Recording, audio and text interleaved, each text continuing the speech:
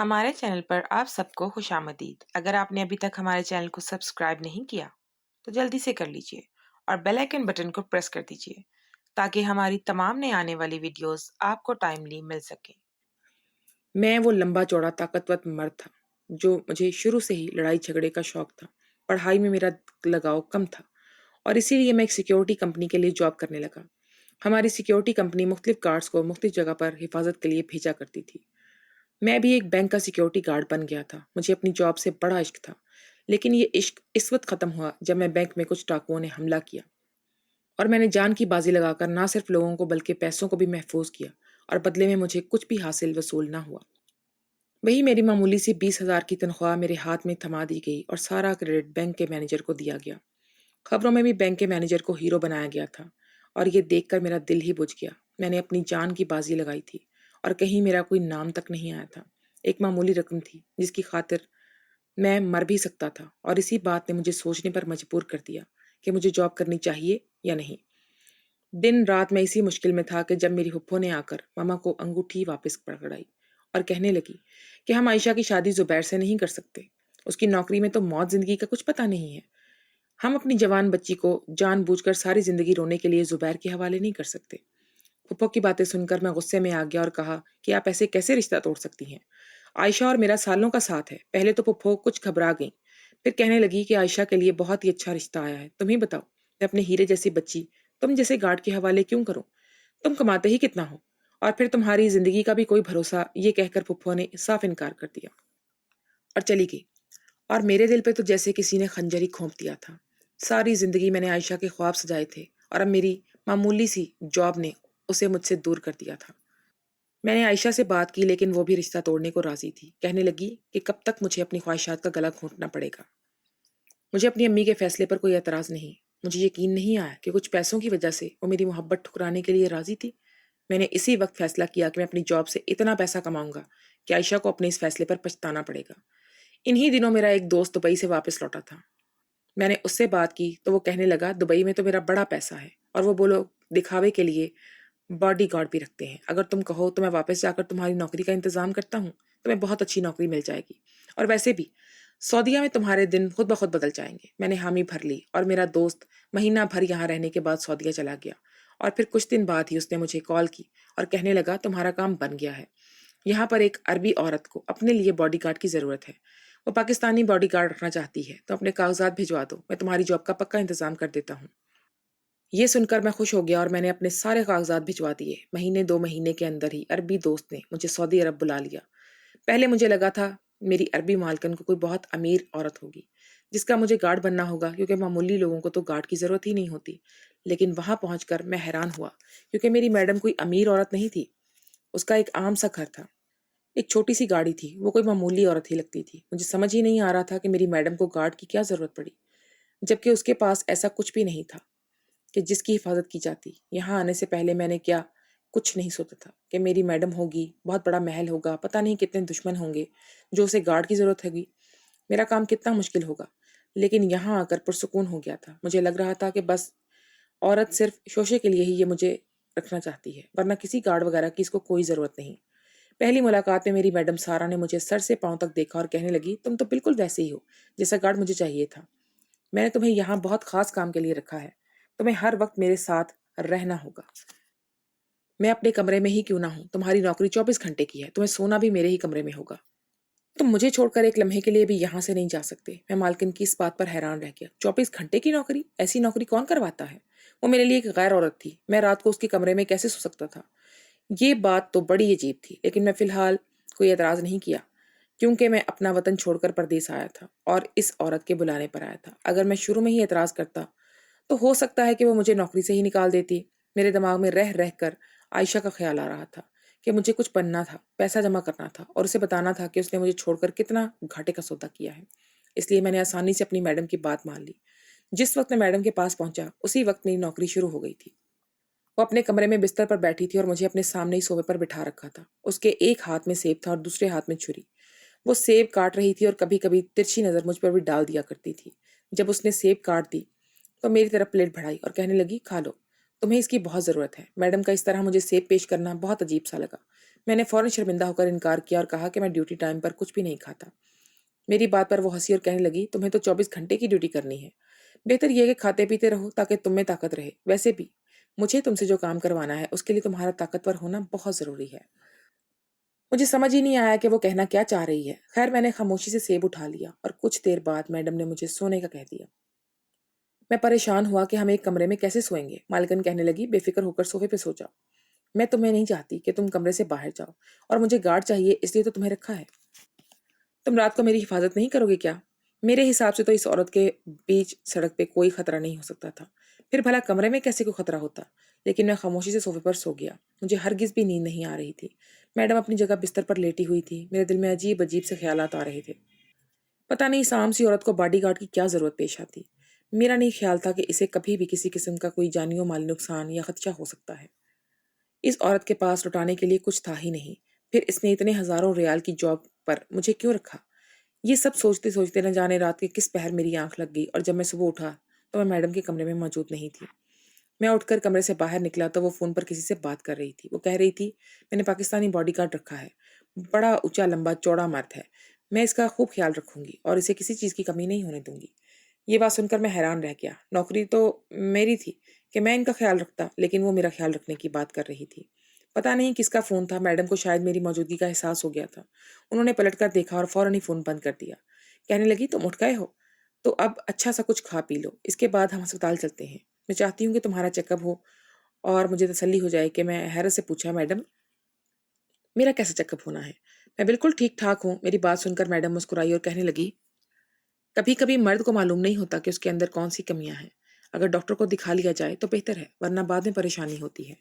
मुझे ऐसा लगता है जैसे मालिकन कहना चाह रही हो कि वो मेरी मर्दानगी का टेस्ट करवाएगी। मगर मालिकन को मेरे मर्द या नामर्द होने से क्या फर्क पड़ता था? मैडम की बातें मेरी समझ से बाहर थी, लेकिन मैं उनके हुक्म के गुलाम था।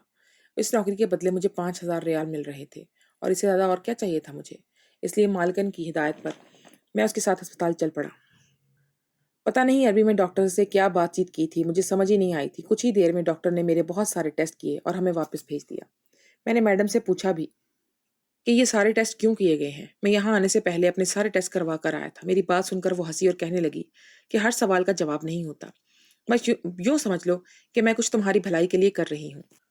वैसे भी पाकिस्तान में कैसा इलाज होता है मैं अच्छी तरह जानती हूँ। उनकी बात पर मैं शर्मिंदा होकर रह गया। 2 दिन बाद टेस्ट की रिपोर्ट्स आ गईं, लेकिन इन दोनों में मुझे कुछ अजीबो-गरीब सा महसूस हुआ। ना ही मैडम घर से बाहर निकलती थी और ना ही कोई मालिकन से मिलने आता था, और ना ही वो मुझे किसी खास अमीर औरत को ही लगती थी। लेकिन फिर भी उसने मुझे रखा क्यों था? बस यही बात मुझे खटक रही थी। और जब मेरी रिपोर्ट्स आई थी तो मैडम काफ़ी परेशान हो गई और कहने लगी कि तुम्हें तो काफ़ी सारे अंदरूनी मसाइल हैं।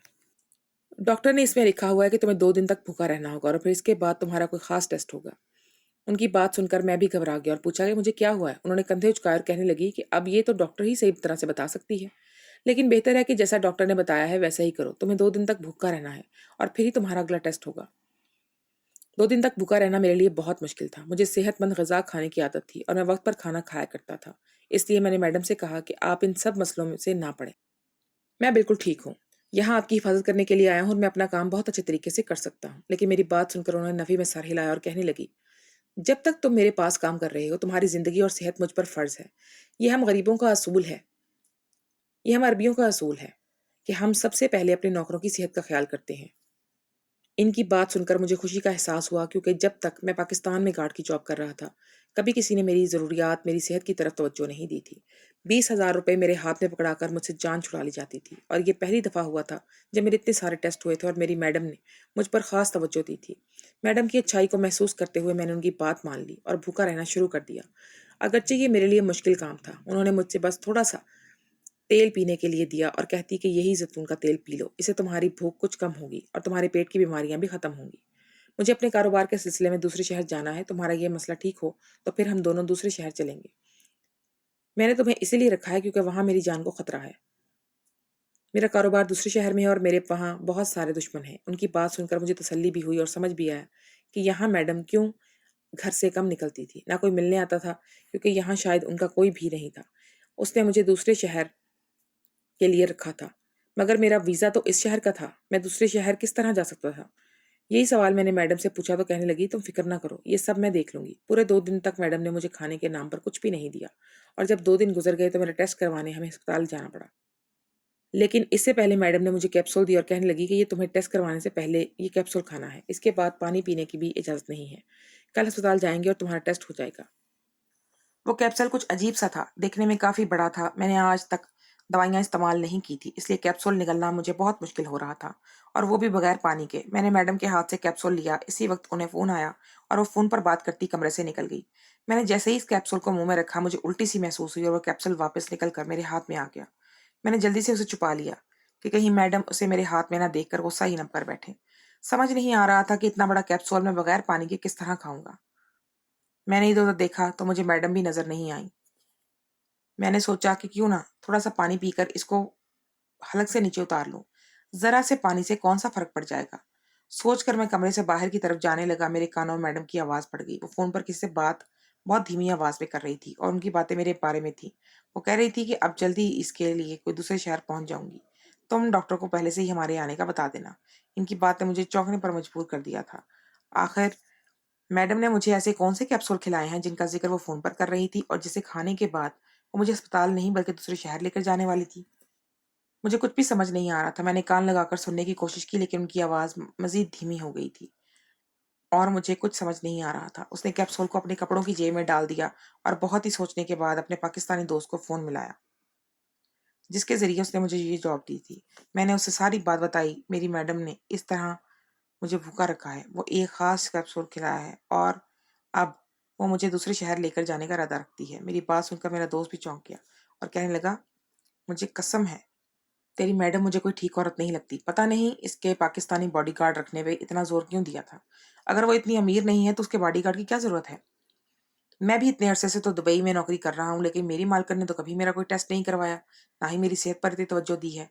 तेरी मैडम तो अजीब औरत है। यहाँ पर दाल में कुछ काला है। तू वो कैप्सूल ना खाना और खामोशी से देखना कि तेरी मैडम क्या करती है। मैंने अपने दोस्त की बात मान ली और फिर मैंने मैडम का लेके गया वो कैप्सूल नहीं खाया। मैडम मुझे अस्पताल ले जाने की बजाय एयरपोर्ट ले गई और वहां से हम दूसरे शहर की फ्लाइट की।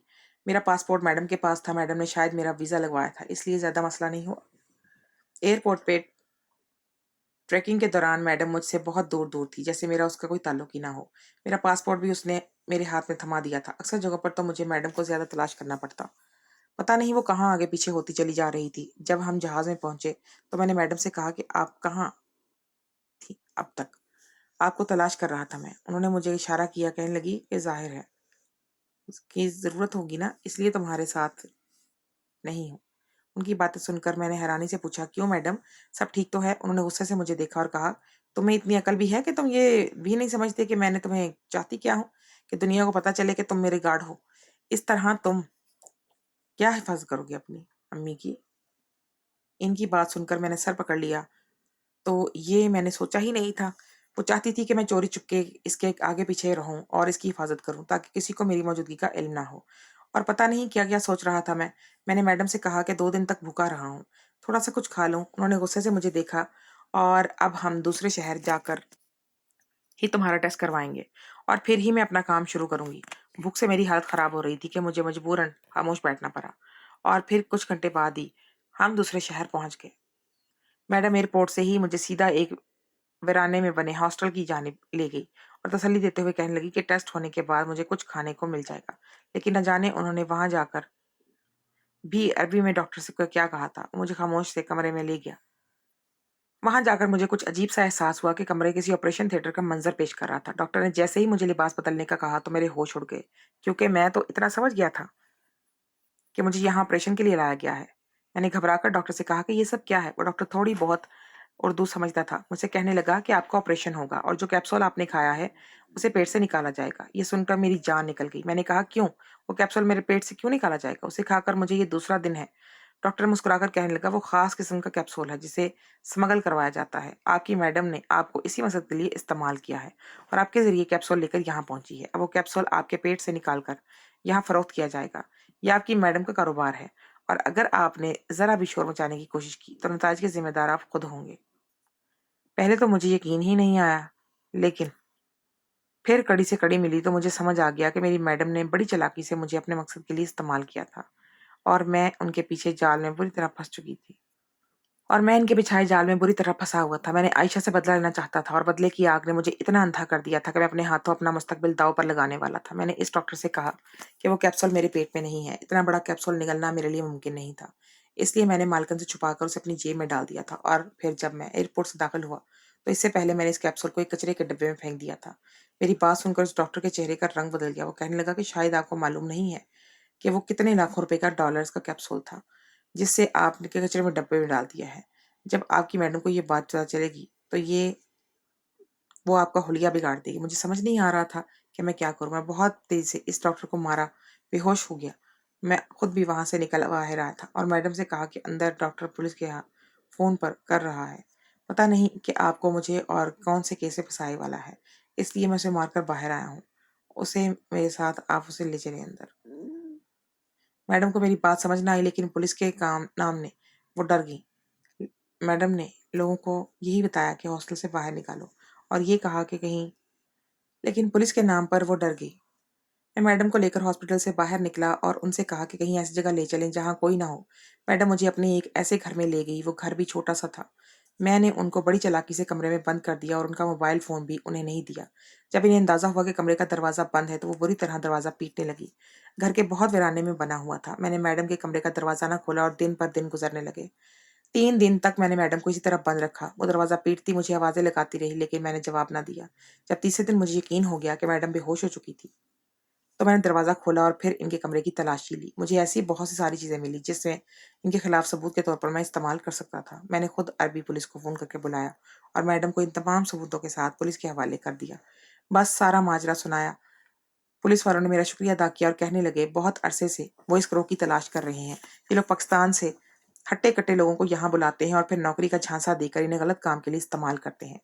और अगर आप इनके काम आ जाते तो ये आपको भी फ़ौरन पाकिस्तान वापस भेज देते, क्योंकि एक दफ़ा के बाद आप दोबारा इनके लिए कारामद नहीं होते। ये सुनकर मेरी जान निकल गई। मेरा ऑपरेशन भी तो हो जाता और मैं जॉब के भी काबिल ना रहता।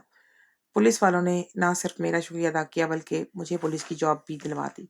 आज मैं सऊदीया की पुलिस में मुलाज़मत करता हूँ। मेरी जॉब बहुत अच्छी है, तनख्वाह भी बहुत ज़्यादा है, लेकिन सुकून कहाँ है? मैंने अपने घर भी हर महीने अच्छे खासे पैसे भिजवाए हैं और पाकिस्तान में भी हमारे हालात बहुत बेहतर हो गए हैं। मैंने अपने दिल से आयशा से बदला लेने का इरादा मिटा दिया क्योंकि उसने जो कुछ भी किया, वो अपने बेहतर मुस्तकबिल के लिए किया था। हर इंसान को अपने फैसले करने के इख्तियार है। हम किसी पर अपने आप को मुसल्लत नहीं कर सकते। सोचकर मैंने आयशा को माफ़ कर दिया। हर इंसान ये फैसले का हक रखता है, किसी को किसी से अपना बदला मुसल्लत नहीं करना चाहिए और सब्र से सब कुछ बेहतर हो जाता है। ये सब कुछ पर हो, इसे वो बहुत मिलता है। जिसकी ख्वाहिश वो करता है और वक़्त पर इंसान का बेहतरीन फैसला उसे कभी मायूस नहीं होने देता। इसे मालूम होना चाहिए कि उसे क्या करना है और क्या नहीं। दोस्तों, आपको हमारी कहानी कैसी लगी? अपनी कीमती राय से हमें ज़रूर आगाह कीजिएगा और मज़ीद नई कहानियों के लिए हमारे साथ रहिएगा। आपका बहुत शुक्रिया।